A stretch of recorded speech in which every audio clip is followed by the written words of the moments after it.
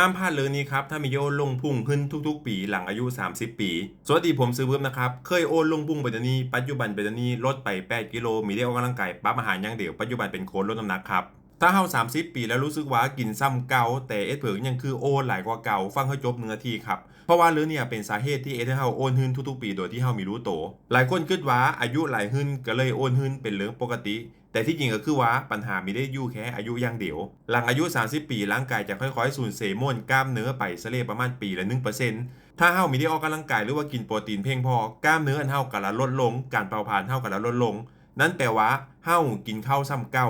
กินอาหารแนวเก่ากินอาหารคือเดียวคู่มือแต่ร่างกายใช้พลังงานน้อยลงสุดท้ายพลังงานส่วนเกินมันก็เก็บเป็นไขมันก็เลยรู้สึกว่าโอนหงายหึนลดน้ำหนักก็ยะลง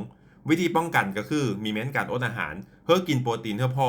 เพื่อออกกำลังกายเวทเทรนนิ่ง2-4 เทอต่อสัปดาห์ไปย้างออกกำลังกายเต้นแอโรบิกเพื่อเป็นประจำและก็นอนเท่าพออันนี้เพื่อจื้อเว้นเลยนะครับหลังอายุ30ปีเนี่ยไม่ได้เพื่อรักษาแค่น้ำหนักแต่ต้องรักษามวลกล้ามเนื้อเพราะว่ากล้ามเนื้อน่ะคือเครื่องเผาผลาญที่ดีที่สุดสำหรับร่างกายเพื่อฟังมีท่านกับกดเซฟกดแชร์ไว้นะครับและเพื่อนนะครับต้องการที่จะลดน้ำหนักลดทุนลดพุ่งเพื่อพี่น้ำหนักอายุส่วนสูงลงในคอมเมนต์เลยนะครับแล้วรอบึ๊บตอบทุกคอมเมนต์เลยครับ